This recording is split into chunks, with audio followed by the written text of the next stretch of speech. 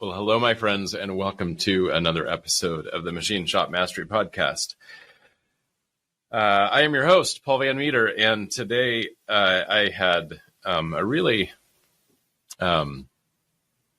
if you're if you're watching me on YouTube, you can tell that I've been crying. I've never been so moved by a guest. So today I had the deep honor of interviewing Nate Bourgeois from Oroborous Space and Defense, who is a shop owner I got to know because he is a customer of ours. But after visiting his shop twice and just seeing what they were doing and seeing the way he approached his business and knowing that he'd, been in business just 8 years and what he's achieved was kind of mind blowing to me. But after getting deep into his story, I can easily understand why he's had the success that he's had. And it just moved me at a pretty deep level. So from his, big vision and why he started this company, his care for quality and commitment to his customers and excellence, I know will be inspiring to you as well. So you may not end up in tears like I did, but this is a special guy. And I took down so many notes of the little clips that we're going to use for the intro or for a social media post or whatever, because he's a guy that just really gets it, I think. And I hope what you hear him talk about is inspiring to you in whatever journey you're on with your shop or your life. I know it certainly is for me. So I will wrap this up as I'm just kind of a bit of a mess, which is so funny. And I decided that rather than wait to record this intro, I just thought I'd just do it right now. So anyway, I know you're going to enjoy this episode. Besides it being inspiring, it's fun. It's really cool what they built there, what Nate has built there. So enjoy this one. And I'd love to hear you share on LinkedIn or wherever, some of your takeaways from it, because I certainly had many, many of them. So enjoy this fantastic conversation with Nate. Well, good morning, Nathan. Welcome to the show, and thanks for joining me today. Good morning. My pleasure. I appreciate you having me. Absolutely. So for everyone listening, we have Nathan Bourgeois, who's the founder and president, CEO, whatever the titles are, of Oroborous in beautiful outside of Golden, Colorado. I don't know exactly which town it is, but I have known Nathan for a few years now and have been lucky enough to visit his shop twice and was just absolutely blown away and wanted to get his story, which is a fascinating one and an inspiring one. So Nathan, I'd love to have you start by giving a little bit of your background, even before you started the shop, and then we'll get into the history of the shop. Absolutely. I suppose we'll take it back a little bit. I got into manufacturing through building guitars. I was a luthier. I worked at a company called Batson Guitars in Nashville, Tennessee, building those beautiful guitars. Corey Batson is one of the smartest guys I've ever met. He designed this very unique style of acoustic guitar and has held a extremely high level of quality that just spoke to me in a profound way. And working there with him showed me how important the small details really are, because that was my first delve into manufacturing at all. So fell in love with that, and through learning that trade, had to learn how to make jigs, and ended up doing a little bit of welding. It's like, wow, moving from woodworking into doing a little bit of welding, it really opened a lot of doors for now I can add in metalworking to all of these projects, and really fell in love with welding through that. So I decided, I wanted to go to welding school and went to Hobart in Troy, Ohio. Okay. And really found that I loved TIG welding. So Got it. I pursued TIG welding and put a lot of time and effort into getting as good as quickly as possible at TIG welding. Mm-hmm. That kind of segued me into the nuclear industry. So Oh, wow. I worked building superheater assemblies for the nuclear industry for a while, and I loved that. But I was graveyard, which that starts to take its toll. That's a Yeah, brutal shift. yeah. So I did that for about as long as I could take. I guess that was about 2 years of working there, and Mm-hmm. after putting that time in, I wanted to take the quality and the accountability from the nuclear industry and bring that into other trades that I was interested in. But I love that in that world, everything's getting X-rayed. I've got my social security number next to my welds. Like if there's ever a problem, I'm going to find out about it. Are you But serious? Your it social was security number next to your well, welds? yeah, they would just put our last four next to it when we're Yeah, sending right. stuff through the shop, and obviously they take that off after they mark things with their own internal Sure. marking. But Wow, uh, fascinating. it was really cool, and I love that accountability there. That you had to stand behind your work. Yeah. But we welded 13 hours every night under arc the vast majority of that, and I made it my goal to ensure that every single weld was better than the last one. So after a couple years of 13 hours a day, I, I I was able to, I believe, excel faster than if I had done 4 hours a day of arc time or whatever. Like Mm-hmm. the ability, it's not just you stack more hours into the day, but you had a quicker acceleration. It was compounding learning there, I Yeah, believe. yeah, So absolutely. That's that was, intensive. yeah, and I just really loved the quality side of that too. Like not just from a quality of the workmanship, but also the documentation and how everything has to be documented properly. Mm-hmm. So when I decided to go out on my own, I wanted to start a fabrication company dedicated to bringing the quality of what I had seen in both the world of high end lutherie and nuclear power plants and a variety of other things that I had dabbled in throughout the years. And I wanted to bring that all together and make very high end hardware. At that time in 2016, when I opened Oroborous Fabrication, that was uh, mostly dedicated to doing automotive fabrication, building like custom Okay, turbo kits, high end titanium exhausts, that kind of stuff. And got it. I really enjoyed it, but it is a very difficult business to scale. It's Right. very dependent on the one person who starts the shops, like hand skill or whatever. And like Yeah. there's so many incredible fabricators out there. I'm not saying it's impossible to do that, but it is a very difficult thing to make into a SOP based scalable entity. Yeah, So absolutely. um, after a couple years of pushing on that and doing some really cool, fun stuff, and I had some great customers and built some really, really fun hardware that I was proud of. I decided, you know what, I want to focus on an industry that needs this quality, not wants it, and the Mm-hmm. difference there of not just Mm-hmm. uh, also not just doing something that is for fun for me, but doing something Right. that gives back to the our country, the economy, et cetera, and being able to do something that has a little bit more of a profound impact for me.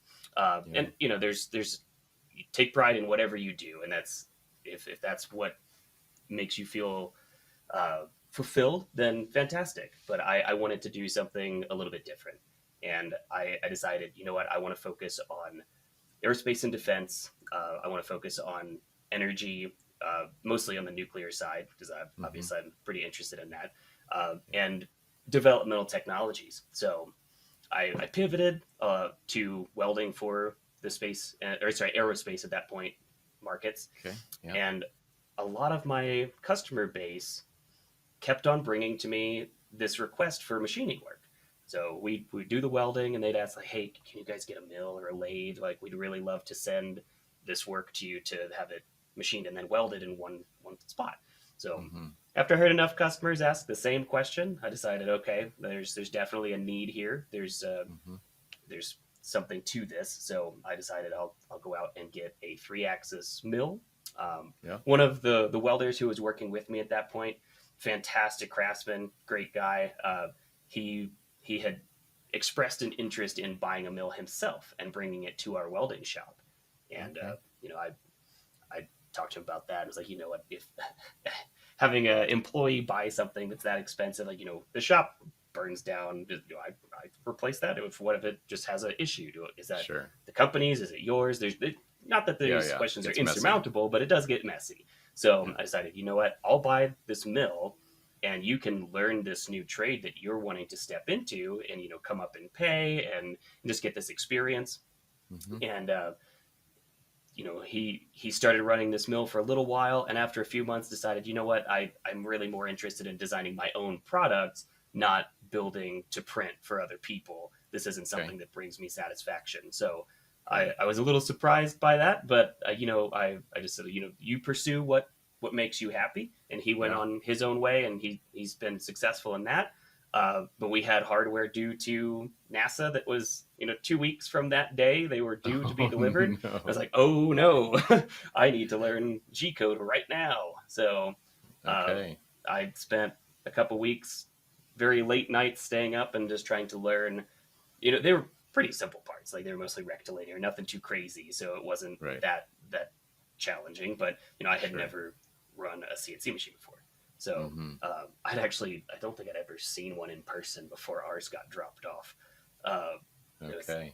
a little bit wild, but we uh, got it done. The parts were conforming, shipped out on time, got it to our customer, and uh, just never looked back. Kept on doing more and more difficult stuff, and I think that I didn't know enough to be afraid of really challenging parts. I was like, Okay. well, somebody out there's making You this. were Like, just why can't naive. it be me? Yeah, You're just naive enough to be bold about exactly, it. Yeah. exactly. And I think that actually ended up being one of our most valuable traits as a company, was not being afraid of the hard stuff. Because now what we do is primarily very difficult hardware for Yeah. uh, you know tight tolerance, like HTAs, high temp alloys.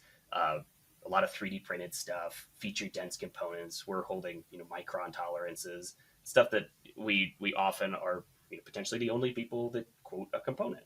Right. And I love that. That's the stuff that I'm in it for. That's what I want to make. So that, I guess, segued over the course of a couple years from doing those parts for our NASA contracts to now almost everything that we do is space related. We Hmm. specialize in turbo machinery and rotating hardware, that kind of thing, as well as housings and support equipment as well. But that's Right. the vast majority of what we do. Wow. It's so inspiring. So cool. So I know people listening will be like, let's rewind a second. You had these parts due for NASA. How did you get contracts with NASA when you were such a small little company? Yeah, so I knew that I wanted to go after those types of customers. When I decided to buy a mill and go after machining work, I made a list of my 10-year goals, who I wanted to work with, and on that was I want to Really? build parts for NASA. I want to build parts for the ITER fusion reactor over in Europe. I want to, like, X, Y, and Z, all of these different things that I wanted to do over the course of 10 years.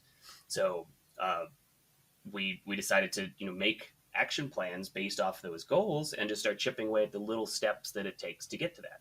And the first step for me was getting my foot in the door with any of the NASA primes.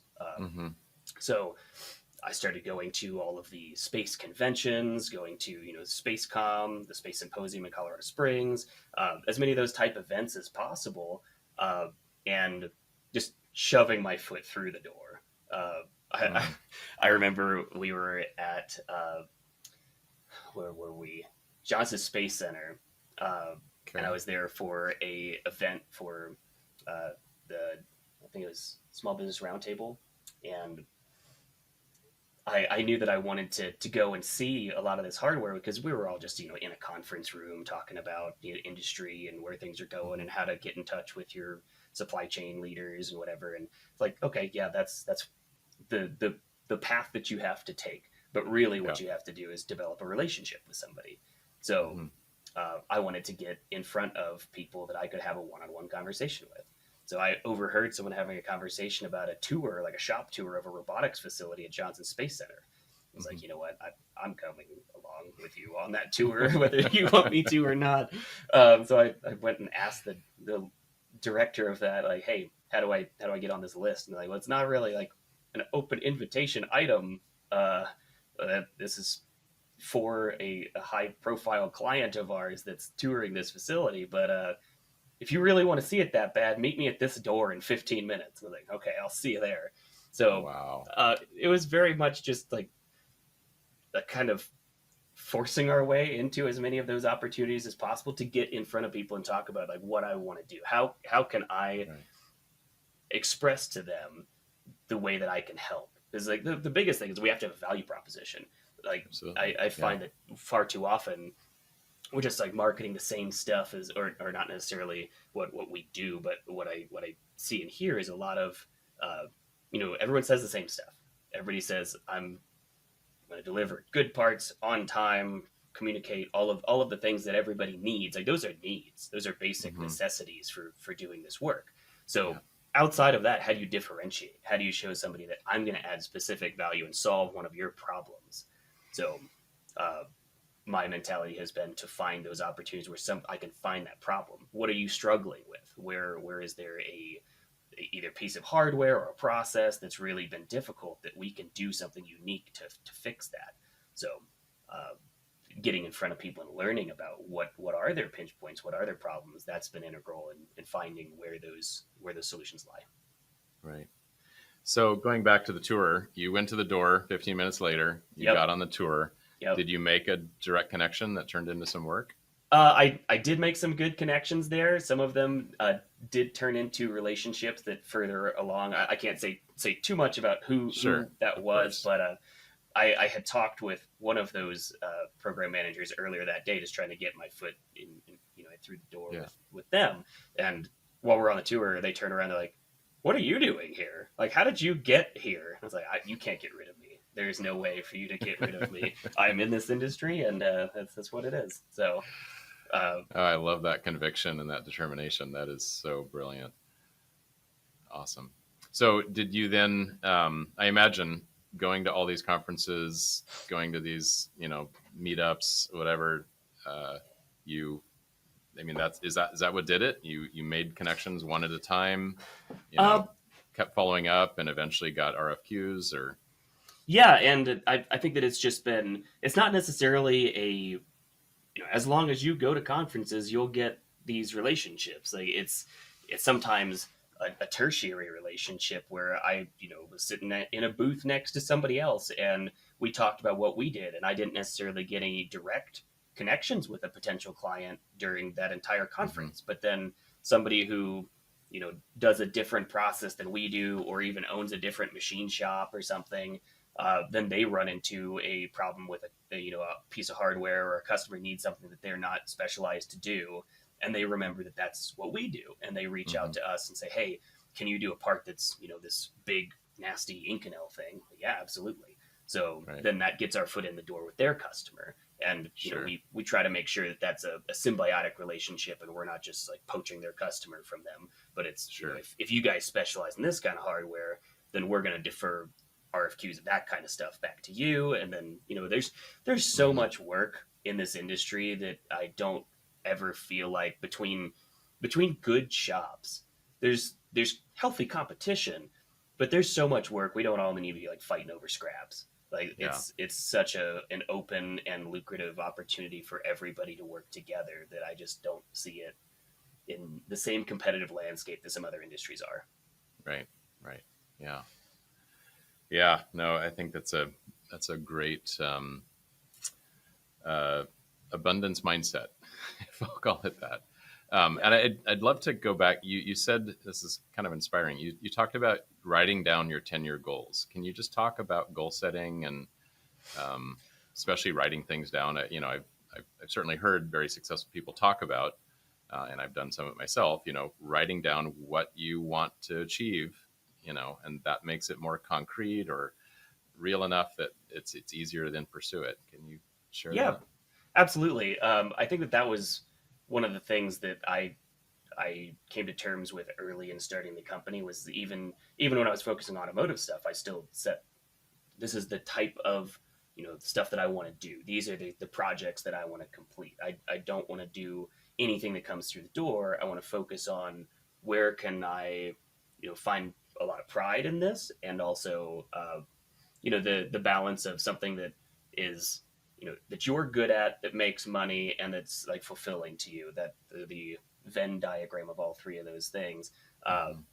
When I identify something that lands in the middle of all three of those, then I put that on my list. And I've tried to make it as outlandish as possible, honestly, because Okay. I think that when you set goals that are far beyond what you think you can actually achieve, Sure. then you're not only are you actually more likely to hit those than you probably originally anticipate, but if you try to get to, you know, here and you land right Mm-hmm. here, if you had been trying to just get here, Right. you never would have made it to what you really could have done. But at Yeah. this point, like we already checked off all of our 10-year goals. Um, well, sorry, there's one that is left. I want to work on the Aerojet RS-25. That's one of my favorite engines ever, and that one we have not worked on. They do vast majority of that in house, but Got it. that's one that's still on my list. But that's the only one that we have not checked off yet from our 10-year goal. But Okay. I've I've started making new ones at this point because I found that the ones Sure. that I thought were outlandish were not as outlandish as I had originally anticipated. So we're setting the bar way further now. That's awesome. Um, So you have some very specific. I mean, you're if you're if you're listing down specific rocket platforms or engine models, like that's both lofty, but also very very very specific. yeah, I think that if a goal's not specific, it's really hard to tell when you hit it or not. So Got it. I set Okay. very clear goals for revenue, for profitability, for size of the company, what kind of hardware we're going to have. I feel like if we don't have really clear direction on all of those things, Hmm. it's very difficult to get good traction. You just stay kind Yeah. of floundering in ambiguity, and it's Sure. hard to know. When I come in today, what are the items that I need to do to be able to get to this 10-year goal? That's so Right. much easier to stay on the right track of keeping busy in the right way. Because God, you Sure. can keep busy just maintaining the status quo. So Yeah. how do you stay busy going the direction that you want and getting everyone to row in the same direction? Yeah. So uh, I want to ask you about if you have values that go along with that. But before that, do you then break it down to 5, 3, 1 year goals? This month's goal, like, yeah, how do you Yeah, turn that I into tangible action? I break it from 10, 5, 3, 1, 6 month, 1 month. Okay. Okay. And this is on a computer? Is this on paper? How do you Historically, I've organize done this this? on paper. We're kind of now that we've just recently checked off the vast majority of our 10-year goals. I'm reassessing and landing some new ones currently. Okay. We're also moving facilities and doing a lot of major overhauls to the business for the better. So this is the time that I've kind of chosen to identify new ways to organize all of that data and present it to our team in a more effective way. Because Hmm. up until now, I had just had a little journal that I keep that I set my goals in, and I review that every so often and make sure that I'm staying on track and I'm not something's not falling off. But um, we're we're identifying new ways right now to transmit all of that information to everybody at a cadence that's helpful. Got it. Okay. Excellent. And so, do you have established core values at your company? We do. So I feel like one of the most impactful things in my life towards doing what I believe as doing what I believe is fulfilling for me was being a martial arts instructor for years. So when I Oh, was wow. younger, I taught martial arts for about 10 years, uh, and through doing that, I feel like it really gave me uh, a sense of discipline that I feel like Hmm. has been extremely valuable in doing this. So actually, our core values are the five tenets of Taekwondo, which are courtesy, integrity, perseverance, self-control, and indomitable spirit. So those are our company values that I think, not only are valuable in martial arts, but in application to my entire life. So No uh, kidding. that's Yeah. what we Wow. base our system on. That's so awesome. Um, okay. So, how did you learn to be I mean, you clearly have, vast technical skills and have become a master, and having seen the parts you make, and I can attest to everyone listening, you make some pretty amazing stuff at your I shop. appreciate that. And it sounds like that, at least, and now you have a team of people making those amazing parts, but you also developed the technical knowledge to probably make those things yourself. Was that just all self-taught? Uh, Um, I feel like self taught. I feel like can be a little bit of a misnomer. Like you always learn from someone. Like sure. original thought is almost non-existent. There's always pulling from some kind of inspiration. And I did not have any formal training in machining. I did have formal training in welding, and Yep. some of those principles just of like thinking about order of operations and material reaction to heat or stress and those kind of things. I have tried to segue over and apply to machining as well, but really I think that just continuously diving into different industries has made me constantly focused on problem solving. And problem solving is the part of machining that I love most. Like the tool paths and tooling selection and everything. Like yes, absolutely, like cool. But the part that I think is the most, or rather, it has the greatest impact on a final component is work holding and strategy. So Mm-hmm. that's what we focus on first is like, okay, how are we really going to make sure that after everything's said and done, this component is conforming and done in a effective and efficient way. So strategy of work holding operations. Obviously, your tooling and your tool paths are imperative, but that's kind of Mm-hmm. the basic foundation for it. But Yeah.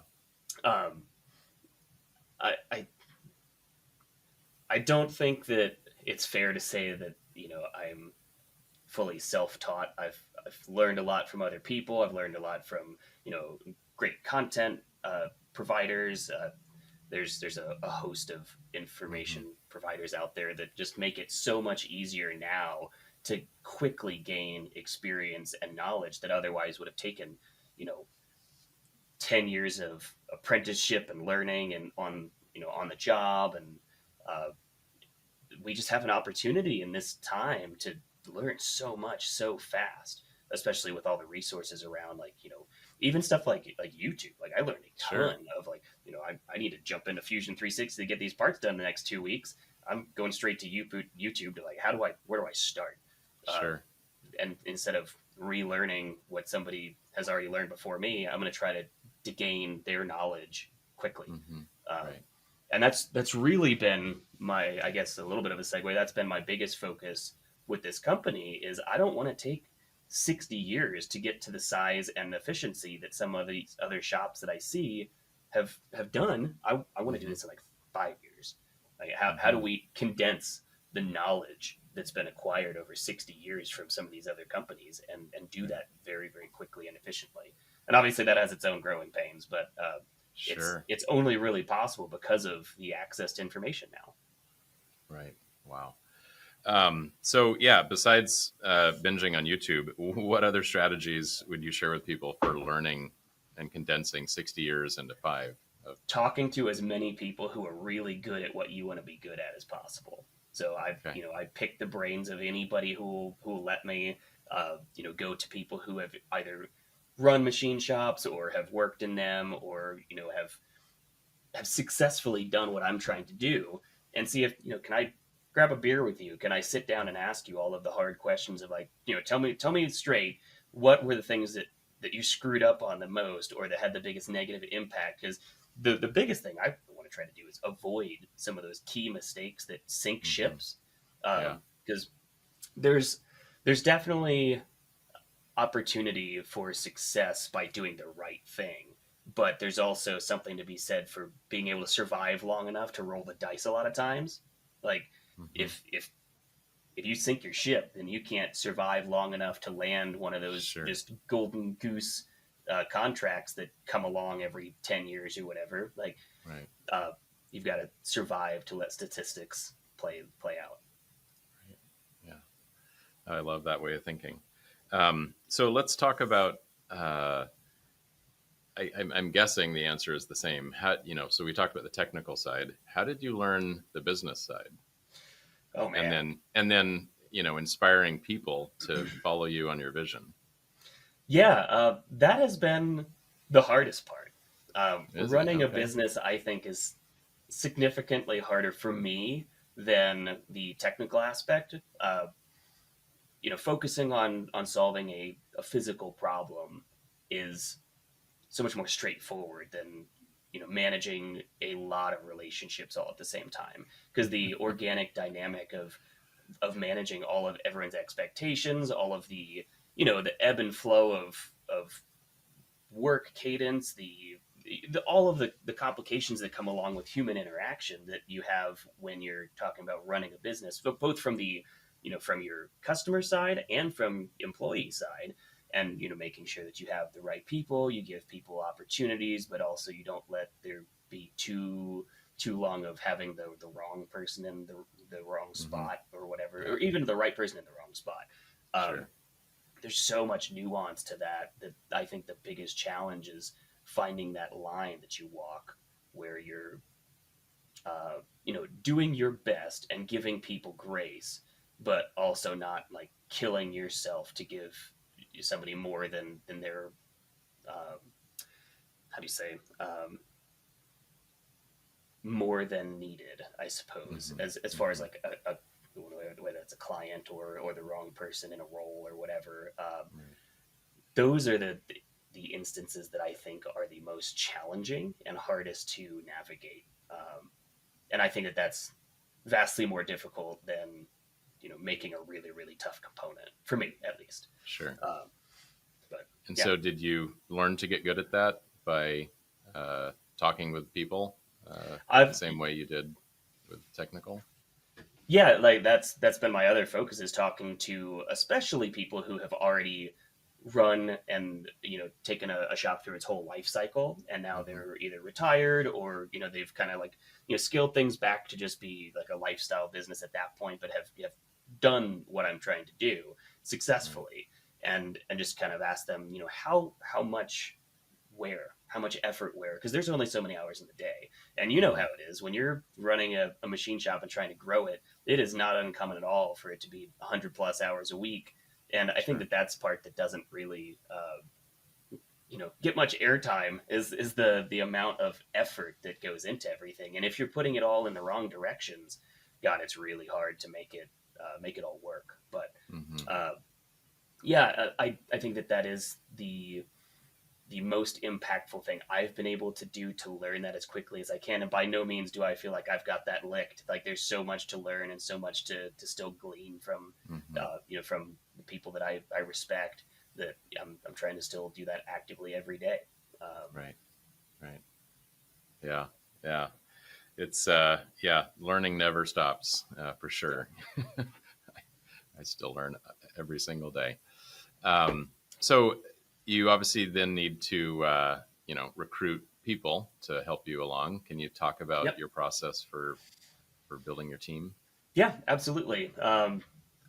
I mean, we're still a pretty small team. We're only 11 people, so Hmm. it's a manageable size at this point. We're growing very rapidly just to keep up with our client demand, which we're just inundated right now with RFQs, which is both a good thing, and it's Hmm. we'd love to be able to assist more and be able to help with more bandwidth for all of our customers and make sure we diversify and grow those relationships. But when we're this small of a team, it hasn't been immensely challenging to get to where we need to be.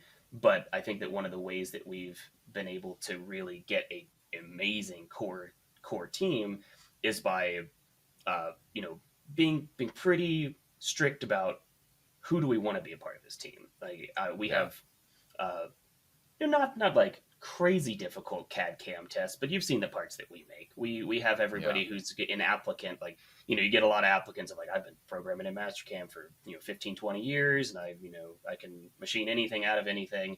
Okay, cool. Hmm. Well, here's this part. Like put 45 minutes to an hour at it, and let's see how far you get. There's a lot of stuff where when the rubber meets the road, the skill Sure. isn't where the resume may suggest. So Sure. that's I think been uh, it's been something that's helped us really weed out who knows what they're Hmm. doing and who doesn't. Yeah. And we have now some incredibly talented machinists on our team. I consider some of our guys to be, top of the class. Like, Hmm. I really, really respect the skills that they have. And I wanted to get guys who are vastly better than I am.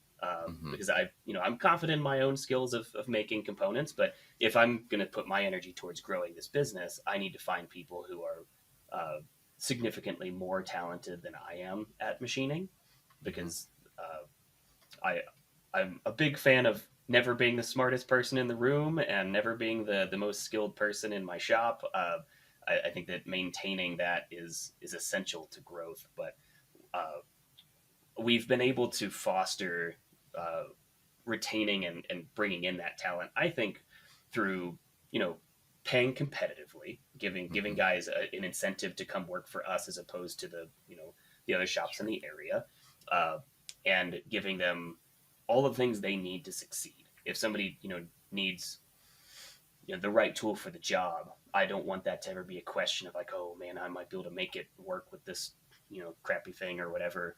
Um, Hmm. we're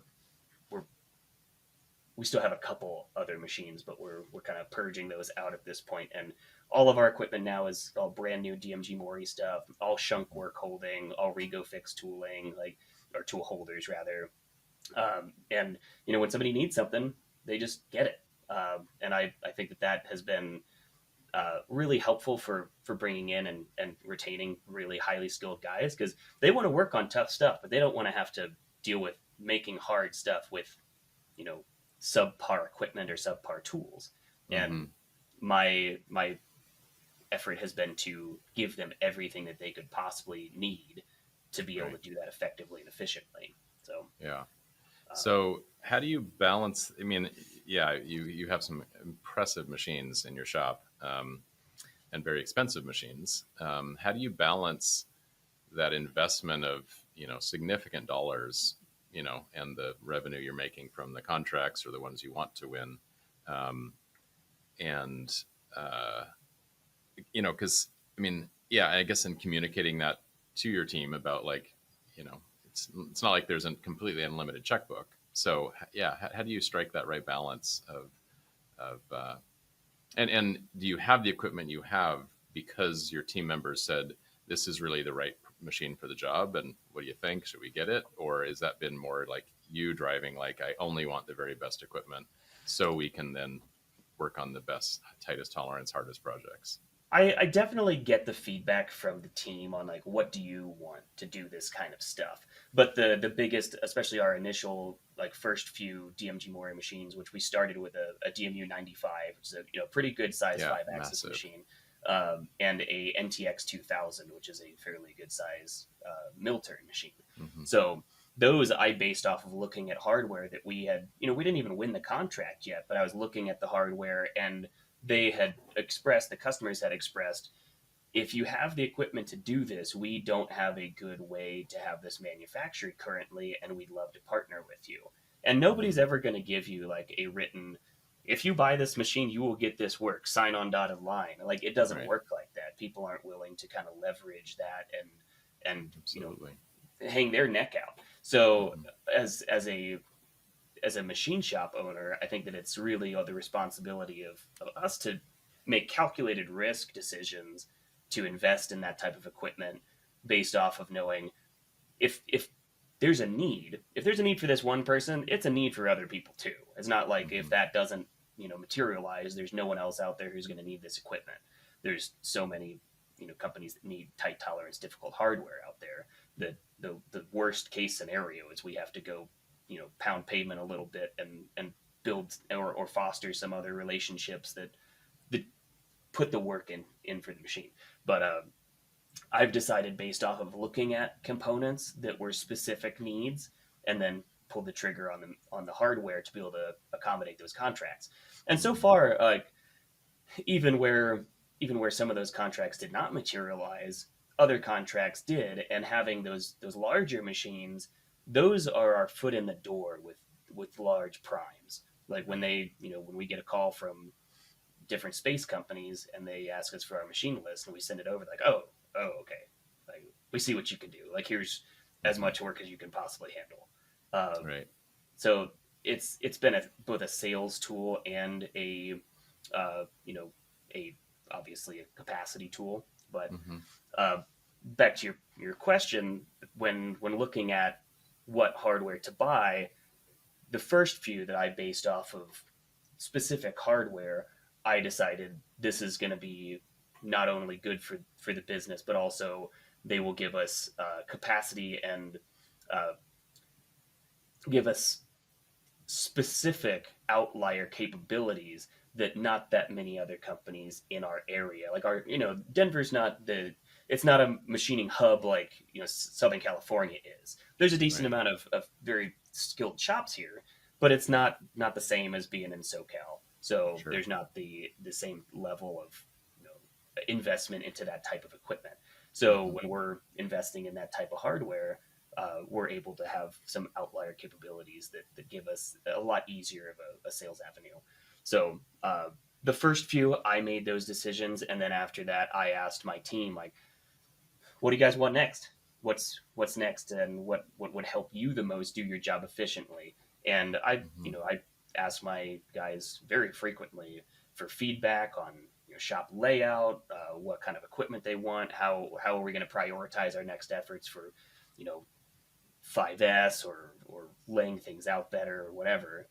I want their impact because nobody knows the shop floor like the guys working the shop floor. And obviously, I spend Mm-hmm. a decent amount of time still, back on the floor helping solve problems or even changing parts out or whatever I need to do to keep stuff cruising. But Yeah. uh, they know what is the most valuable tool for them.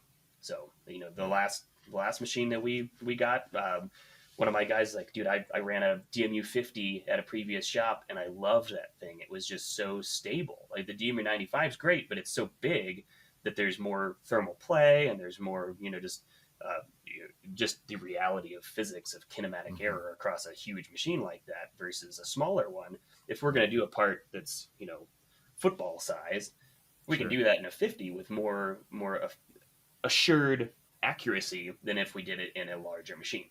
So Yeah. he uh, he pushed for us getting a DMU 50 instead of another like 95 or 75 or even a 125 we're looking at. So we landed a 50 and it's been Mm-hmm. phenomenal. And we had it for about 6 months and we got another one and it just landed a couple days ago. So Right. we're constantly asking for feedback from the team as well now. Right. Yeah. I have so many questions. So, how, when you're competing at this sort of upper echelon of difficult materials, crazy geometries for these very, mission critical type projects, how did you even learn to price that stuff? Um, So I had been using a like a flat shop rate because I considered my guys to be my biggest my biggest price driving Mm-hmm. asset. They Mm-hmm. they're the ones bringing the skill and adding the value to the component. Everything else is support. So I had been looking at how long does it take for them to go from raw stock to finished component and price based off of the labor hours that we kind of agreed that we thought it would take to do that. Mm-hmm. That was pretty effective. But then we noticed that okay, we're selling a lot of our bigger machines that are expensive hardware, and then some of our smaller equipment, like our we had some other like smart mills and stuff like that that we're trading those in for some higher end DMG equipment when we Mm-hmm. move. But Yep. when we're trying to keep those busy too, it's like hey, it's paid for. Let's run that spindle.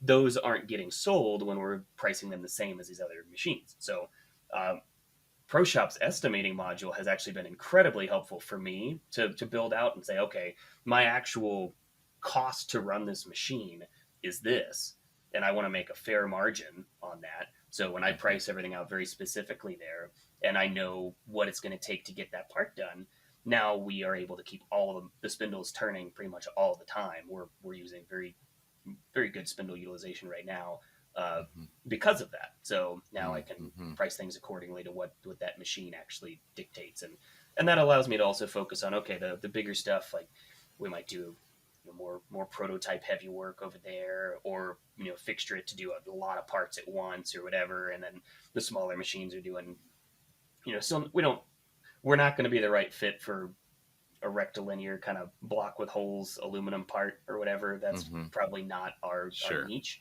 But we've got partners that do that well, and we'll defer to them. I don't like doing like subcontracted stuff. I'd way rather just give it to somebody else and let them have that relationship. Got it. Yeah. But the quoting module of ProShop has been incredibly helpful for me to rein that in and get it to be more accurate, because I want to win about 30% of the stuff that I quote. I don't want to win everything. That's indicative that I'm pricing things way too low. But we also want to win enough to keep everything busy. So of course, it's that fine line to walk where we're always adjusting our shop overhead, like ancillary hourly rate, to keep that balance right. Got it. And that helps keep selling your diverse range of machines equally, rather than overselling the expensive ones and having the lower cost things just sitting idle as much. Yeah, but at the same time, like I would way rather have all the expensive machines staying running, and if I have to have one spindle sitting still, it's going to be my 3-axis lathe that is not a high revenue generating machine.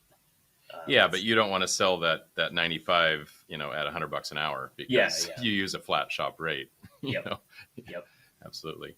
I want to we didn't ask about this in advance, and I want to make sure that before you answer this question, but do you mind sharing the range of sort of total rate that you do quote at? Or I know that could easily be something you don't want to share, but I know people will be very fascinated, and shop rate is such a interesting, loaded, nuanced question and topic that people are fascinated about. Yeah, and it varies so much depending on which machine it's on, and how quickly something's needed, because expedited parts that are difficult, like if you need some nasty Inconel part and you need it in 11 days or whatever, that rate is higher. And we're a pretty wide range, everything from like on our cheapest lathe, maybe $120 an hour, to our most expensive machines being more into like $300+ an hour range. Okay, well, thank you for sharing that. Okay, let's see here. You're about to move. Can you share about that process? So we are full up at our spot that we initially thought was going to be building custom exhausts. So we've kind of shoehorned in. We're like, oh, we're going to get a mill, drop it here, and then I can still look in the through the doors while I'm welding or whatever, just like peek over at it. So we set stuff up in kind of a weird way, and then we started landing more equipment. Like, oh shit, we're out of space. We need to shuffle everything around and rerun electrical. And so the layout in the building that we've been in was not designed for machining. It was designed for general fabrication. So now, looking at it from a workflow perspective, we knew we needed more space just because we're out of electricity, we're out of floor space, we're out of everything. So we're moving into a much larger space. So we're in about 10,000 square feet right now. We're moving into about 26,000 square feet. So a pretty healthy jump in size, especially since the 10,000 that we're in right now is actually, only about 7 of shop space, and then there's upstairs area and front lobbies and stuff. Sure. Now the vast majority of it is in fact shop space. So we're making that move in about April, and really looking forward to get to laying out from scratch. We're touring as many high-end manufacturing places as we can to learn what we can about layout and efficiency. We just went to Japan and toured all of the DMG Mori facilities to glean as much as we can about Japanese manufacturing process. We're trying to implement everywhere where applicable, Toyota method and 5S, and do things efficiently and effectively. So building out the new shop really gives us a opportunity to tackle a lot of those things that have been just kind of impossible, or not necessarily impossible, but very difficult to do in the constrained space right now. So I'm very much looking forward to, white epoxy floors and, better lighting, and we're climate controlled now, but we're Sure. taking that to the next level. We're about a 3.5, 4 degree Fahrenheit band right now, and we're tightening that up to about 2 degrees Fahrenheit band across the whole facility in the new spot, and building out a class 5 clean room, and a lot of other ancillary services to be able to accommodate doing, clean room assembly, precision cleaning services, just the whole gambit to be able to add more value for components to our customers. Because the last thing I want them to have to do is, spend most of their time chasing down, post processing or whatever. I want to be able Mm-hmm. to solve as many of their problems as possible in one spot. So Mm-hmm. that's one of our goals we're taking on in this new facility, is adding those things in. Yeah. Uh, as well as just increasing our capabilities by acquiring more equipment. We just need more machines to keep up, so we need the Right. space to put them. Yeah. Very cool. So you mentioned, early on that you mentioned SOPs when you were talking about building guitars, and um, clearly you seem to be a process-driven type of person. That's just how your mind, works. Can you talk about that, about the evolution of your processes and your thinking about process-based work? Yeah. So I guess probably our best example here is our welding department. Mm-hmm. Um, I guess we didn't really even touch on the fact that we still do a lot of welding. We're AWS D17.1 certified for flight hardware. We do FAA repairs. We're a satellite FAA Mm-hmm. repair facility. Not We don't hold that FAA Right. certification on our own, but we still do a lot of aerospace welding as well, and we do high volume welding for the semiconductor industry. So we built out that department specifically to do high volume valve bodies and things like that. And I had known for a while that I wanted to develop more stringent process control on everything in our shop. But I read a book called The Gold Mine after we had started that project, and we had 11 people in there. That department used to be a lot larger. We had 11 people in there welding out about 276 components a week, and there's Okay. 4 welds per valve or whatever, and varying sizes and complexity, but all of them have to be 100% penetration, helium leak tested, like high Mm-hmm. quality stuff. So uh, we developed a semi-automated process to do that. So you basically stick the part in, hit go, and it automatically welds the part. You take it out, stick the next one in, and about you know a minute or less per weld. Mm-hmm. But we were still getting not very good throughput from the department, and I was back there just trying to figure out why. When I look at it on paper, we have so much more potential than this. Why are we struggling so hard to get the volume out the door with this side of the business? And I read that book, The Gold Mine, and realized like, okay, we're having bottlenecks somewhere. We're running into pile up of components and whip. So uh, kind of tore the process apart, and waited to see where we run. Instead of single part flow, we call it single cart flow. We've got 48 parts on a cart because they're hot when they come off, so you can't just like handle them and move them on to the next machine or whatever, or they just Yeah. get way too hot by the end. So we have a little bit of a staging buffer where they cool off. So we're watching these carts go through the line and go from kitting, tacking, running through the processes, going to QC, leak test, cleaning, dimensional check, box, go, and Yep. realize like, oh wow, we're stagnating at QC. So we're okay. Well, let's take one of the people who's tacking stuff up or running the line and move them over to QC. And now, okay, we've only changed a couple small parameters here, and our throughput went from 276 parts a week to over 1,500 parts a week.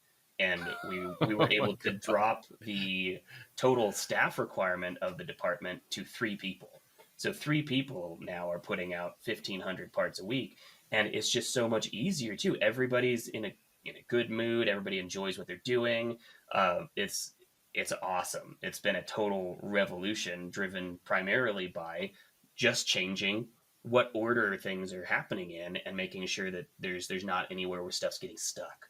And then if something does get stuck, then it's a red flag where management's supposed to, run in and fix the problem in a very limited amount of time. So Right.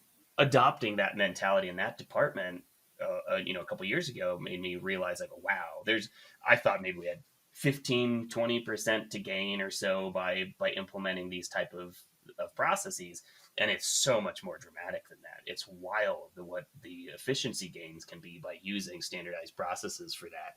Yeah. And obviously that's lean yeah, concepts. exactly. Yeah. And I guess that we could have had a standardized process the other way that's still Sure. inefficient, but Absolutely. obviously we have, every cell or every sequence in that process has its own, work instructions in ProShop, where if somebody is getting trained, they can open up the screen right there at the computer where they're, running parts, and look at, like, which jig do I use for this part? What do I set the amperage or rotating speed at? Which program do I load onto the controller? It's all right there. So we don't have to have, I mean, we've got guys in there who are making incredibly high end welding components, and they've never welded a day in their life. And being Right. able to just take anybody and drop them into this department and say, here you go. Like, as long as you can read, you can run this stuff. It's hugely impactful for being able to scale. Well, if if anyone listening has ever been a skeptic of standardized work and lean processes and one piece flow concepts and bottlenecks, and like, if anyone is skeptical about it, this is clearly such an incredibly impactful story about just the power of it. And I have seen that welding lab, and it is truly something to behold. And as you remember, I wanted to take pictures, and you're like, let's hold up on that. Because I mean, it's a combination of both really technical, like, you have a lot of equipment and electronics and things that are making it all happen, and then but just also the big picture concepts of, let's just not standardize an inefficient process. Let's look at the bottlenecks, and let's look at how to like 10x your throughput, just by thinking differently. Yeah, and that department has also been a result of just continuous improvement effort, because we're always tinkering with stuff. Like, we try to limitedly affect the actual weld itself. Like, I don't want to mess around with pulse settings or amperage or any of that kind of stuff, because if we change those parameters, then we have to requalify the process. But as far as, like, okay, how do we make it easier and faster to do a changeover? How do we standardize our hardware for fixtures? Like, okay, can we use one big taper instead of a bunch of different mandrels that locate on a flange? Can we do internal purge a different way to where it works with all of our components?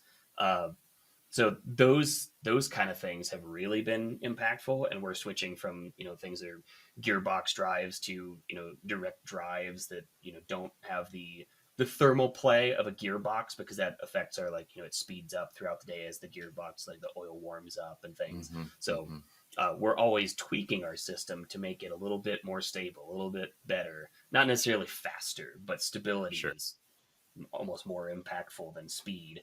So we're always trying to chip away at that. And I mean, one of the things that was also impactful for that department was just seeing, like, okay, if we were in Tokyo and we were running this department, we would not have 10 by 10 cells for each one of these welding systems, because that's what we started with. We took over the second bay next to our machine shop specifically to do this program.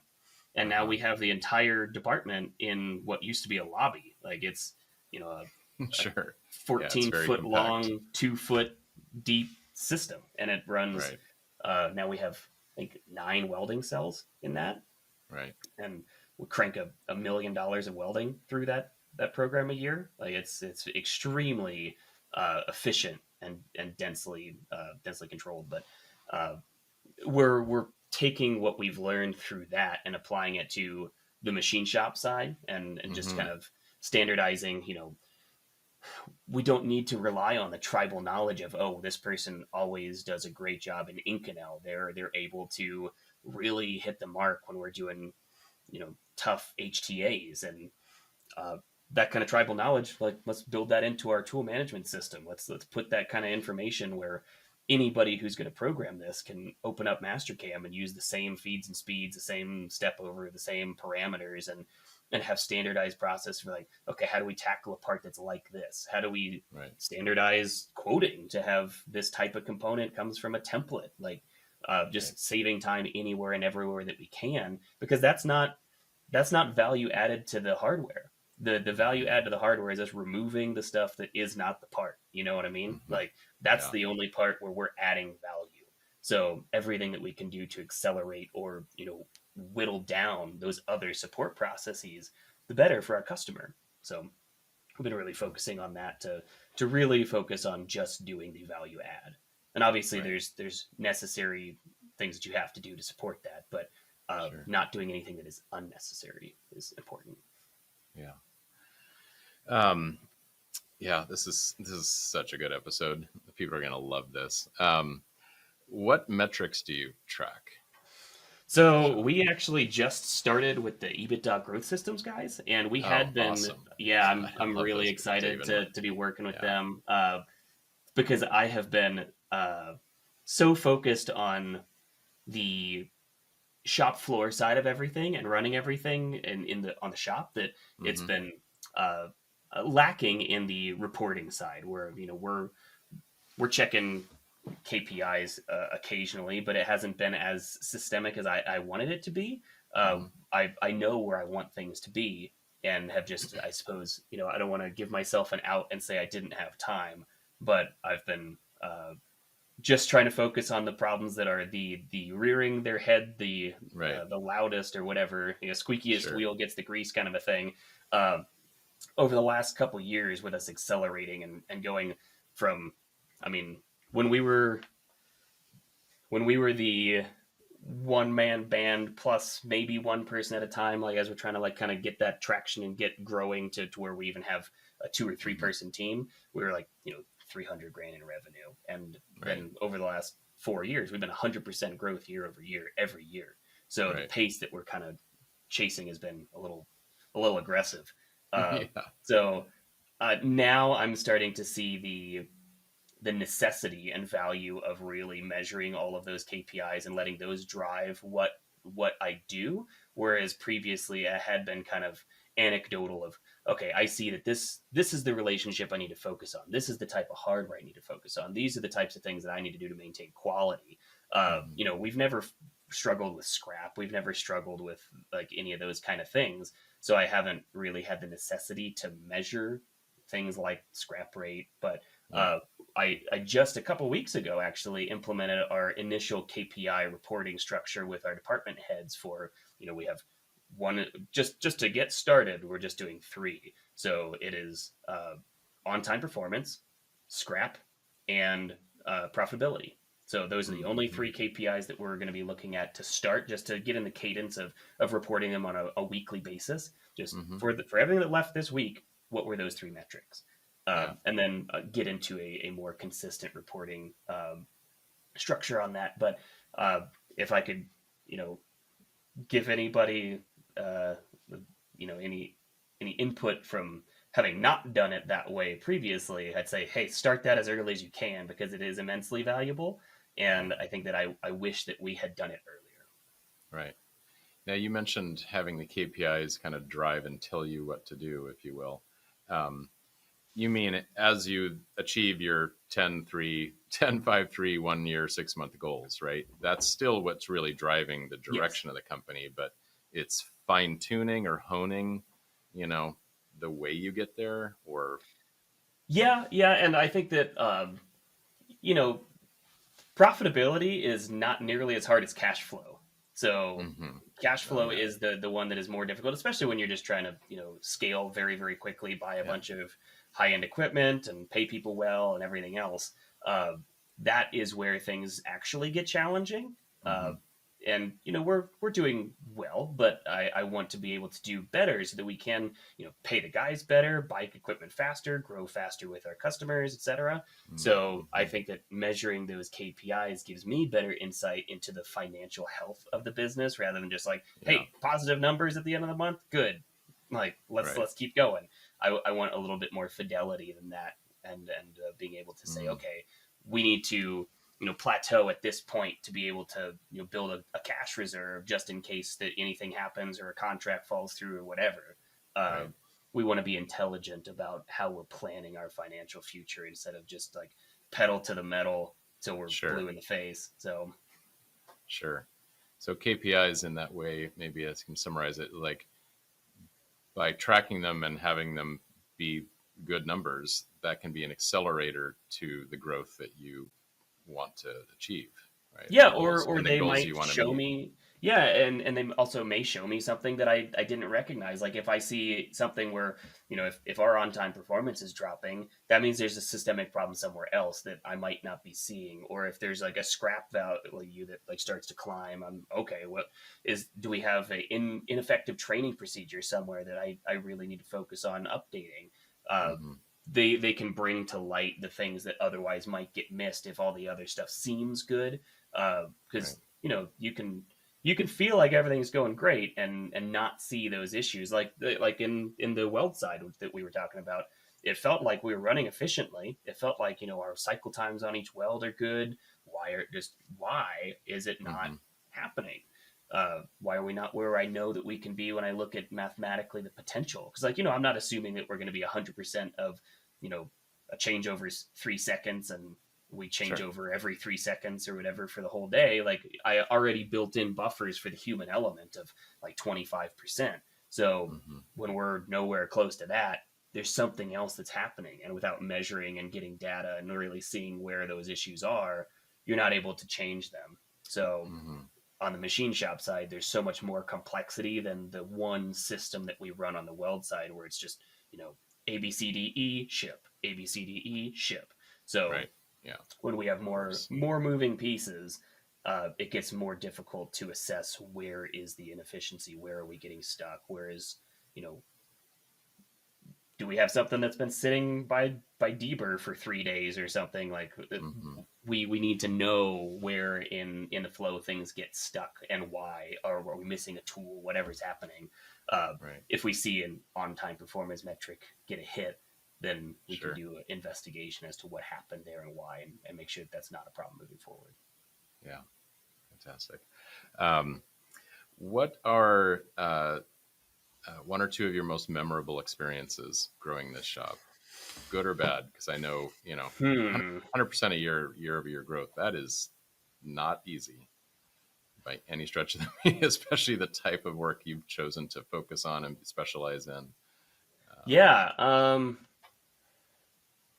I think that so the most memorable for me in a positive light was we had worked a very difficult program on helping a local customer that builds rocket engines, and they they wanted some really tight tolerance stuff, which of course that's a necessity. It's not just like engineers throwing zeros on stuff for no reason. The parts really needed it. But mhm. there's a lot of times where a datum structure could be really difficult to achieve with a 3D printed part, or there's we're referencing surfaces that do you want it to actually be on the center of this boss and like put your port in the printed in the printed cylinder or whatever, or do you want it to be correct to datums A, B, and C and it's floating off Hmm. in space somewhere? Like the reality of rolling with the punches on that kind of hardware let us really start to have more engagement and conversation with the engineers. Yeah. And at the end of that program, when the engine test fired, everything worked. The turbo machinery all first time on the stand, performed nominally. Everything went great. Uh, After the test campaign, they invited our team up to sit down in a conference room and say, "Hey, we want to have you guys input because we found it really valuable working with you guys as a team Hmm. to collaboratively find best practices for doing this kind of hardware." And that was like so meaningful to me to get to, like, I've got a high school education. I've been to like 7 different colleges, but I never got a degree. I enjoy learning, but I Right. dropped out of college, and getting to contribute on rocket engine hardware of like how are we going to get this across the finish line successfully, and getting to sit down with these groups and contribute towards not just this engine but also to like how can we best succeed doing this long term together, and how can we Mm-hmm. put in place best practices.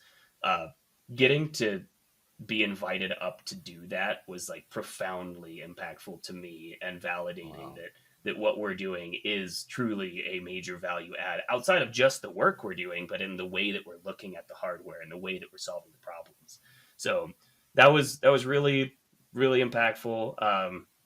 I very much enjoyed getting to do that, and we still work with that customer today and really value them. They do some really cool stuff, and their engines are awesome. They are a group of incredibly talented engineers. So Right. if you're listening, we really appreciate working with you guys, and that was super super fun to build that engine. But look forward to the next few. Um, That is I fantastic. I really really found a lot of value and validation in that. Uh, I think that on the flip side, some of the most challenging things have been uh, you always see the good with you know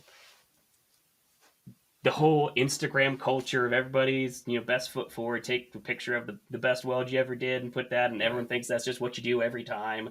Sure. It's tough to know what it's really like, and there have been so many times it's like, how are we going to survive this month? Like there, it's just tough, and Yeah. just sleepless nights working for like 70 hours straight kind of shit where uh, just to make sure that we can pay payroll or make rent or whatever. And as we're growing, those problems become less frequent, but it's just hard. It is just really really tough. And you know I'm sure that you're very aware of the reality of how that goes, but it is a unique industry in the level of effort that you have to put in for the gain to be had. I mean, like there's money to be made in machining, but if I Sure. just wanted to make money, I'd be in private equity or something. Like Sure. there's easier ways to make a buck for sure.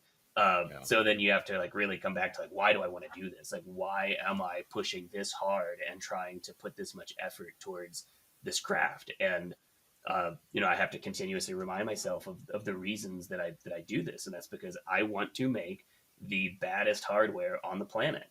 I want to be contributing towards the advancement of exploration of space, clean energy, and utilization of our resources here, and stability of our economy, and the stability of our defense environment. So like looking at those things is reassuring, and I don't really have any question mark as to like, do I want to continue to do this? But Right. there's definitely been plenty of times where you're pulling your hair out at 4 a.m. standing at the machine. Like this has to go, you know. uh, Yeah. I suppose I thought of one other specific instance that was a both a very good and a very bad experience. We we onboarded with SpaceX and had a quite large component set to do for them. Our first order with them were these huge, like I think they're about 40-inch diameter spools of these pretty crazy 5-axis parts for the human lander system. And we put a lot of sleepless nights into getting that done in the timeline they needed it for. And Mm-hmm. we finished those parts the day before they were due, loaded them up in a minivan, and drove to California from Colorado. And we're sitting in their parking lot at 6 a.m. So when they opened at 7, like, your parts are here on time. Right. And that was like, I'm pulling my Wow. hair out for weeks trying to make sure that we're not going to be late. We're not going to slip on our timeline. We're not going to have any kind of problems. And, making sure. And one of the giant parts, we scrapped it because we were 5/10,000ths out of tolerance on a hole position. And I was like, would this potentially be fine? Because this part's huge and it's a bolt hole. Like it would be absolute. A bolt is going to go in this hole, and that other part is going to Sure. fit through it. There's no problem for this thing working. But like Right. this is not the time for me to ask an engineer if we can get an SDR and get it approved and a use as is kind of Right. disposition on this. I want to show that we can give you all green lights every time. Mm-hmm. I'm Mm-hmm. not going to be the type of shop that's always asking you for permission for deviations. And like, you know, sometimes stuff happens, and we've had stuff happen where it's like, you know, after you develop a relationship and you know the engineers a little bit better, you're like, yo man, like this is a tenth out on something that I know is for a bolt. Like you can have that conversation, save the time and labor and everything else, and it's a win for everybody when you have that direct communication. But in general, if it's a tenth out, I throw it in the trash and we start over, because I don't like having those conversations, and I don't like relying on the grace of an engineering team. They decided that tolerance for a reason most of the time. So it's not our job to decide whether or not it's usable. It's our job to hit the tolerance that we agreed on when we took the contract.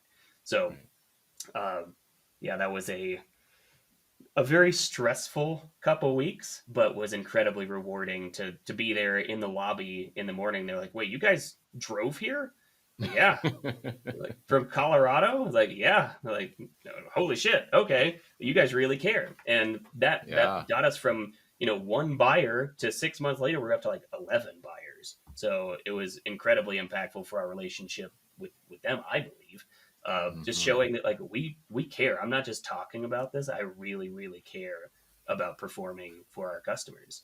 And, you know, you can't be everything for everybody. So I really want to be able to prioritize the companies that we do add the most value to, and that we are the right fit for, instead of being everybody's huckleberry. You know, like you can't be everything for everyone. You've got to choose which relationships to foster. That is such sage advice. Wow, what a fantastic story. You only get that, you know, first impression, right? That first order. And if it's like, you know, they're asking for a deviation or they're several days late, you would not be in all 11 buyers, you know, 6 months later. Right? Yeah. And I mean, even after that initial first impression going well, like we've had other stuff where, like, you know, we had power went out or whatever while we're finishing a feature, and now the tool's spinning down, and, you know, it wears a little mark into a seal surface or whatever, and it's or you know, just other stuff can happen that's like totally outside of your control, or even stuff that's just a fat finger or whatever. Things happen, and we've had other stuff like that happen. And when it comes up, when I talk to the buyers, it's, hey, I'm sending you this part. It's probably gonna work, but here is my request for deviation, but this part's free, and I'll make you another one that is 100% to print, and I'll get you the other one as fast as humanly possible. And they're like, well, you don't need to do it for free. I'm like, yes, I do. Here you go. And that's just the way that I want to operate. I would rather go above and beyond so that people know that I'm serious. Like it's far too easy to take the easy way out and you know, take the grace when it's given. Like sometimes you need the grace, but I want to save that for when I actually really, really need it. You know what I mean? Yeah. I write down the timestamps of when my guests say insightful things for, you know, I'm typing madly away here because you're just dropping so much valuable stuff here. Wow. So yeah. And just to go back to, you know, making a buck. I mean, I have long said that this industry is this type of business is the hardest business in the world, right? The capital intensive nature of it, the competitive nature of it, the technical challenge, everything, you know, for generally pretty slim margins, you know, and combine that with just how essential it is, which clearly is like the fire inside of you to like help, you know, make the baddest ass parts in the world, because they're so essential to everything else in the world getting done. It is a rare combination of challenges with relatively little reward that makes it suitable for only the most committed and dedicated to the craft and the industry. Yeah, I think that there's a reality that a lot of people look at it like, oh man, like this part costs what? Like if I get a mill, I can, you know, make a bunch of money. I think that if you get into machining for the money, not only will you be sorely surprised, but you probably won't actually survive. There has to be something that's a stronger reason for you doing this than just the money. Not to say that it can't be very lucrative, but you have to also have something else driving why and how you're doing things than just a pursuit of a dollar. Because you won't have the ability to add specific value to specific clients that lets you actually have any marketability. Yeah. Because a generalist in machining has very, very hard path to success.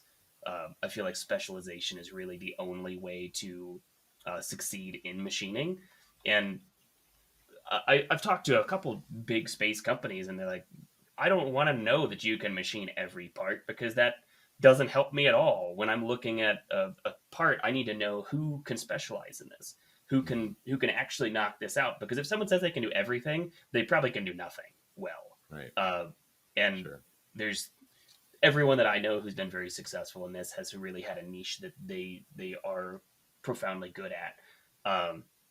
But it is a tough industry. It is very difficult, and I think that if I were to, you know, to advise anyone who's considering starting a machine shop, I would just say, like, really think about it, because most likely the path to success is 10 years of 80 to 100 hours a week and probably $10 million in investment. If those Sure. aren't two things that you're ready to commit to, pick something else.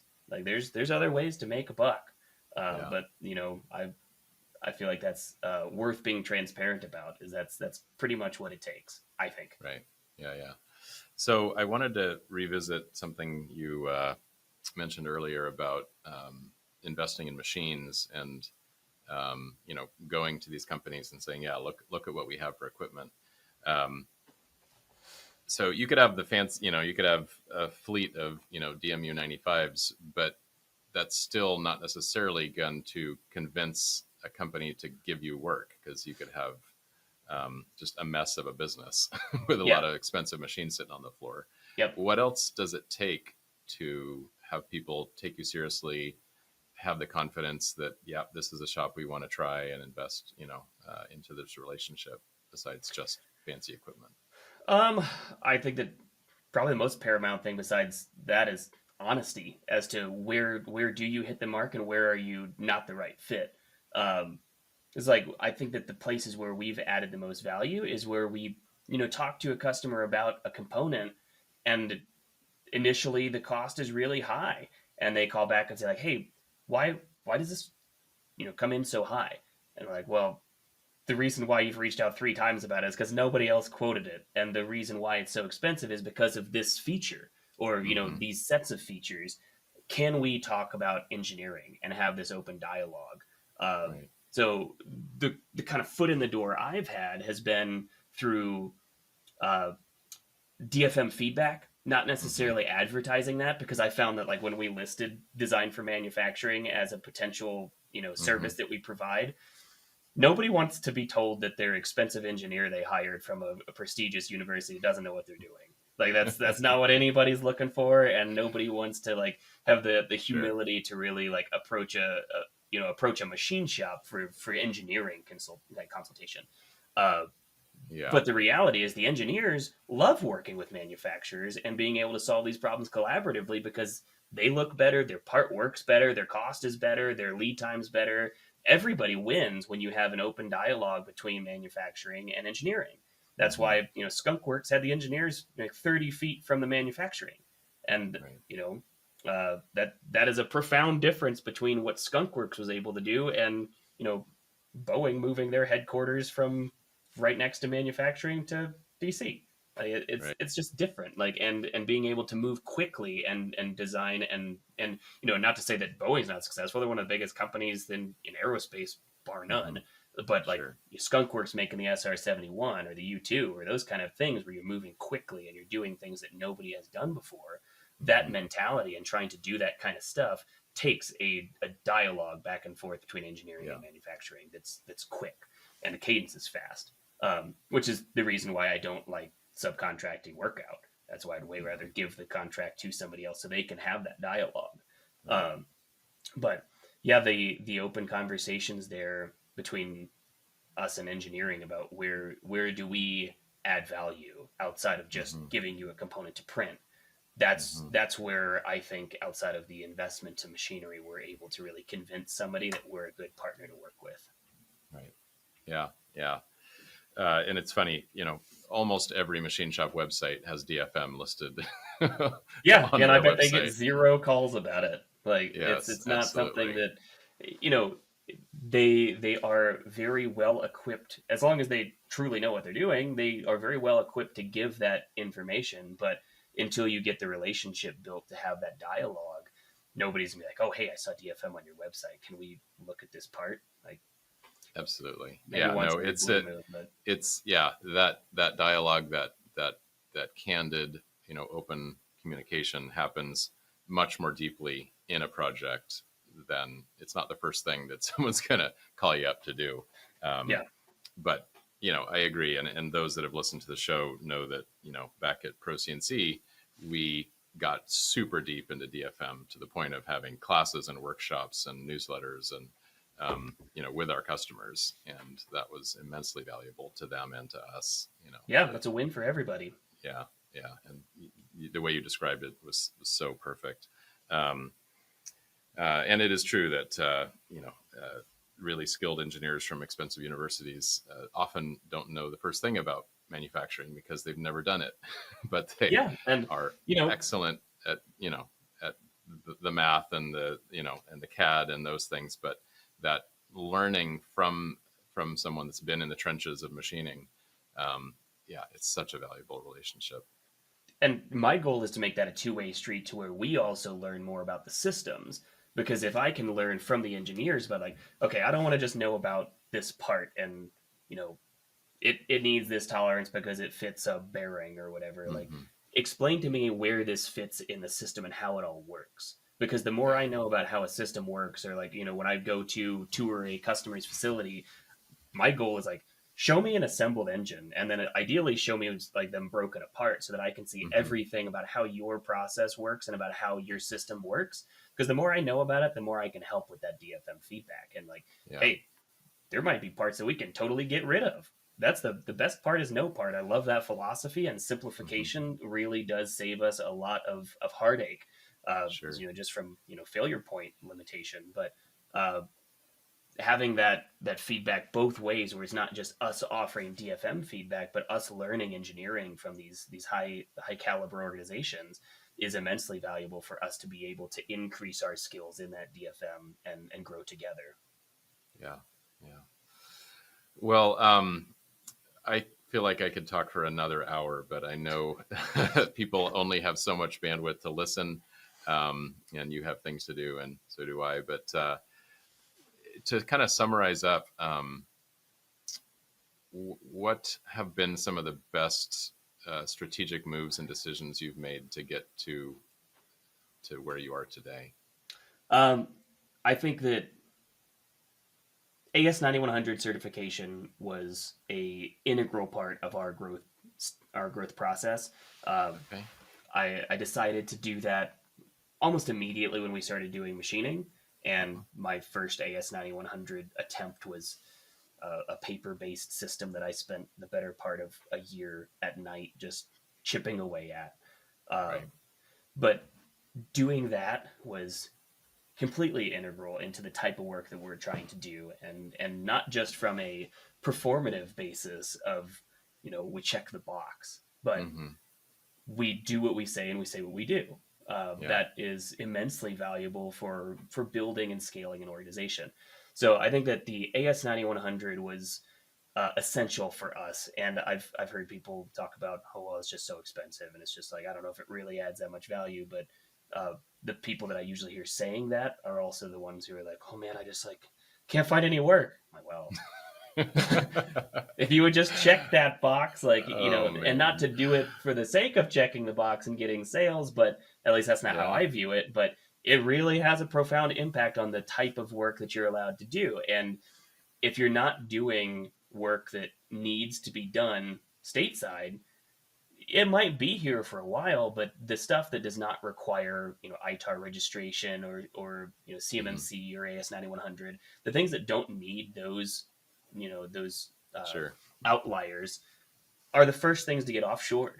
or you're Yeah. near short or whatever. So Yeah. you not only have better margins, better customers, and better stability, but it makes you better as an organization. Which I think segues over to the next best thing that we did was directly tied into our processes and our AS9100 certification, which is utilizing ProShop.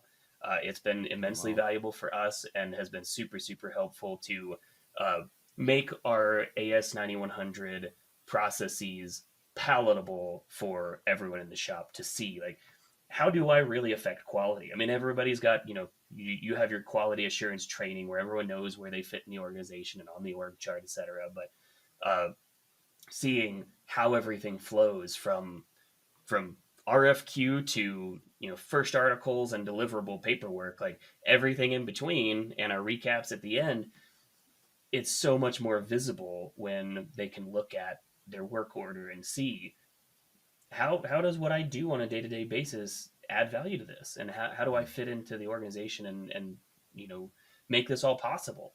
uh, it's Yeah. it's also just been immensely valuable to take out what would otherwise be uh, kind of like middle management uh, roles where we're not actually adding value. We're just putting data into some paper-based filing system or whatever. Uh, Right. because you're either having all that information collected by the guys on the shop floor as they do it, or you're paying somebody else to run around like a chicken with their head cut off, collecting data and compiling it. And, Mm-hmm. you know, in that effort to collect everything necessary, you probably collect a lot of stuff that you don't need too.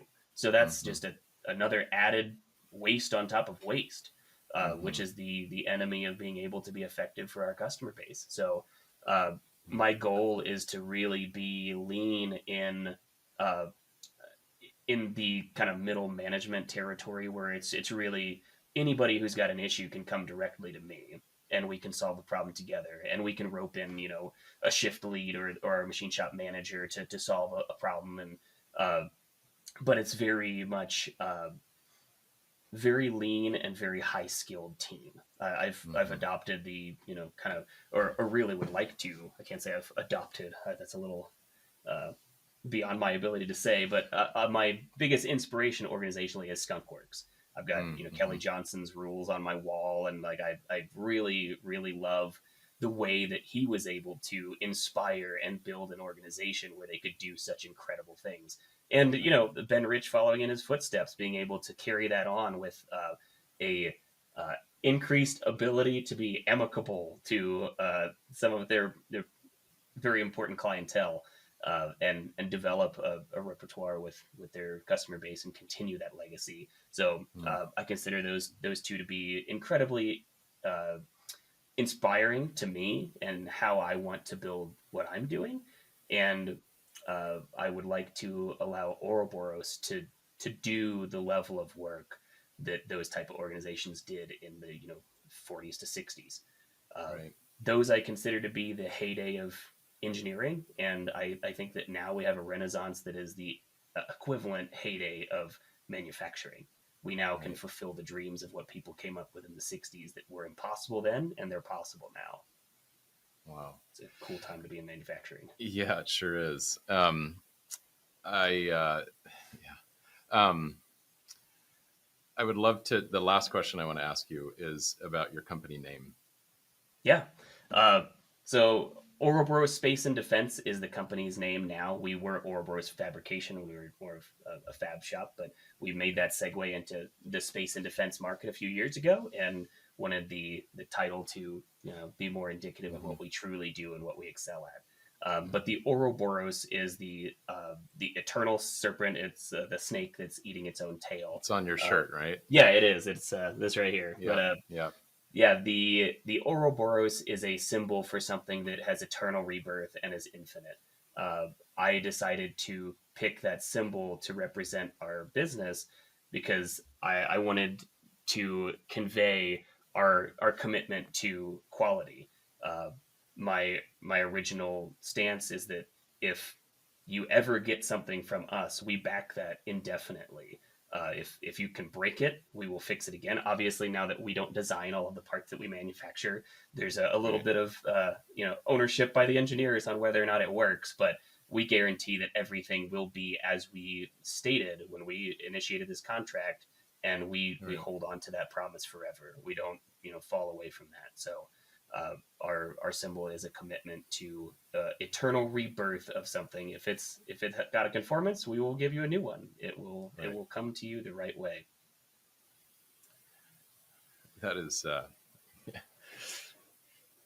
you're bringing me to tears, dude. This is that's really inspiring, and when you were talking about the inspiration of those two gentlemen from Skunkworks and just the culmination of sort of what you've achieved and what your vision is, that's super meaningful, and I know this will be inspiring to others as well. So, I mean, I think that having those two guys as inspirations for me allows the stuff that they were coming up with. Nobody thought was like physically possible. Like the SR-71, that was physically impossible to do at that point. Making a titanium airplane. My end goal that I've got on my list right now is I want to build nuclear propulsion devices. That's what I want to build. So, like, is that a ridiculous dream? Some might think so, but I think it's totally doable in my lifetime. So set some high expectations for yourself, and if you don't quite hit it, you'll still go pretty far. So that's been my mentality from the start, and I want to maintain that perspective. That is so awesome. So to get one last question that's not going to make me cry, if people want to reach out to you to learn more, to connect, how would you suggest they do that? Yeah. Email is great. Nate, Nate, at Oroborous Space. OUROBOROS SPACE.com. I know it's kind of a mouthful, but I believe in your ability to spell. Yes, we'll make sure it's written out in the show notes and everything.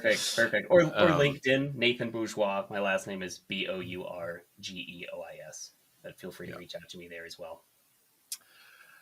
Well, Nathan, I cannot thank you enough. I learned so much during this last hour and a half. You're truly an inspiring guy. It's so obvious to know why, you've built a team of amazing people that probably really enjoy working with you, being challenged by you, and following on your vision. So thanks for sharing all that with us today. I really appreciate it. I really appreciate you having me on the show, Paul. I've found this to be an incredibly valuable resource, and that's one of the areas that I glean as much as possible to learn from. So thank you for doing this and putting this show on, and I look forward to hearing all of your future guests. It's been fantastic. Awesome. Well, thank you, Nate. I appreciate it, and we'll talk again soon. Sounds great. Have a good day. Bye. You too. Hey there, everybody. Paul here again. So I hope that you enjoyed that episode as much as I enjoyed making it. You can probably see why I was emotional when I introduced Nate. Such an amazing human being. What I wanted to share here at the end, after we stopped recording, he let me know that during pretty much the entire episode, hour and a half as it was, he had a pretty terrible migraine headache, and the fact that he was dealing with that, and none of us had any idea, and he apologized for, I think what he said, maybe rambling. Clearly, not rambling at all, super coherent, super smart, intelligent, capable, driven kind of person, shop owner, which I just think is amazing. So I'm definitely a fanboy. And I hope that these, I guess maybe it's not a hope. This is what these kind of conversations, this type of, behind the curtains look at a shop and what it takes, is really what I had envisioned for Machine Shop Mastery when I first conceived of it. And so to have, Nate, just share such a great story so candidly with us while he had a migraine, which, by the way, he said he's been struggling with for 8 years, which is the same length of time he's had his shop because of the stress. just goes to show that this really is a hard business, and it's not to be taken on by the faint of heart. And his words at the end about shops that are saying, hey, I can't find good work, but they're not willing to have the conviction of quality and focus and commitment to customers, and even to the story of the name of the company, which I thought at the very end to ask him, because I'd heard him describe it just a little bit when I visited his shop, was I just think a perfect way to pull the whole episode together. And that's what really just pulled on my heartstrings and got to me. So anyway, again, I'm rambling, but thank you again, Nate, for such an incredible episode. Thank you to all of you for listening and being a supporter of the Machine Shop Mastery podcast for all these episodes. And really grateful to what I feel like we are building here, with you as the audience and listeners and the guests that have joined, all of which are inspiring to me.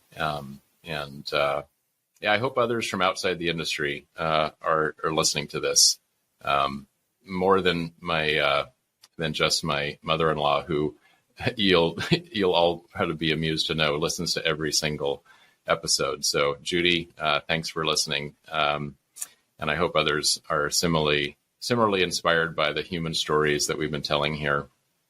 And if you feel like you have a really interesting human story related to the shop that you are building or are a part of, I would love to hear from you, because I knew that this was going to be a good episode when I visited Nate's shop, but I had no idea it was going to turn out quite as amazingly as it did. So there are gems of stories and really inspiring people all over the place, many of which you don't know how inspiring they are until you really dig deep. So I guess that's a request and a call to help introduce me to folks, or yourself if you know how cool of a story that you have. Love to have you on the show. So thanks again, everybody. I know this is cumulatively, with the intro and the outro in the middle, the longest episode we've ever had, but I think it's just perfect the way it is. So I'm going to sign off now, and we'll see you in the next episode.